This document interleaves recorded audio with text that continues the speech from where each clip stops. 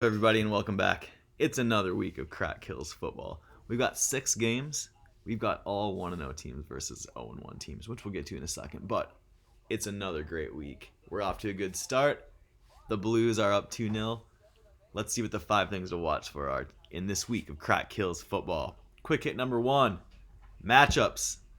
For the first time in a while, we head into week 2 with all the games 1-0 versus 0-1. A cynic would tell you all the undefeated teams are going to lose this week.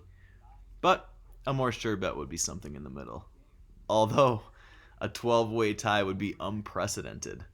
And just what we are looking for in another crazy season like this. We'll see how all these games go. I know I'm rooting for one 0-1 team to win today. Quick hit number 2. Champs in charge. The Mean Genes made a statement and picked up right where they left off last week, proving that they can assemble a brand new squad and still go out and grab an easy win. Scary Terry off to a great start this week with 25 points on Thursday night. The Genes, though, do still have questions at quarterback. But Joe Burrow looked good in week 1, and the Genes are liking that Burrow-Jamar Chase connection. We'll see if they can keep that up, and if the Genes make their way back to the playoffs and the championship again this year. Like we mentioned last week, it's only been 3 teams to ever repeat. We'll see if they can do it. Quick hit number 3. Big debut. The Dimebags proved that to be the first team to come into the league and get a first week win. I don't know if that stat's real, but we'll give it to them for now. They took a 1-0 start thanks to Tom Brady last Thursday night.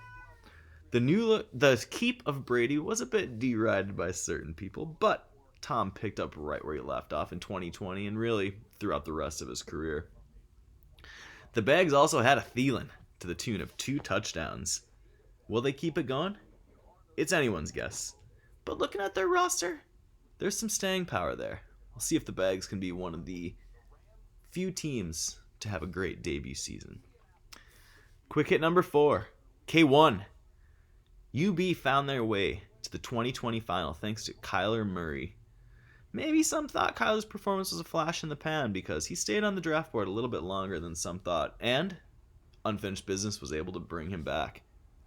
They were rewarded in week 1 when Murray had 5 touchdowns, 4 through the air and 1 on the ground. Although UB did take the loss, they have to feel good about bringing back the franchise quarterback that led them to a championship game appearance last year. Quick hit number 5. Aaron Rodgers? Apes took Rodgers in the second round, hoping for a repeat of his 2020 performance, but got a complete dud to the tune of negative points in week 1. Is it just rust after not doing much in the offseason, especially not anything football related? Or has Rodgers hit that wall? There's only been one quarterback that hasn't hit that wall. We talked about him just a few minutes ago. Well, we'll see what happens. But there's a third option. Is Rodgers working as a sleeper agent to sabotage the Packers from the inside? This is my favorite one. I don't think it's true, but if it was, it would be great. We'll see if Aaron Rodgers MVP or Aaron Rodgers singer-songwriter is the one to show up for today's game. Finally, the player to watch. We mentioned him before. We just mentioned him a second ago. It's Tom Brady from the Dimebags. Brady was surgical last Thursday night in the opener, picking apart the defense, coming on and getting a game-winning drive just as you'd expect him to do. We'll see if he can bounce back. Long rest, of course. But see if Brady can do it all again this week and prove that he is the ageless wonder.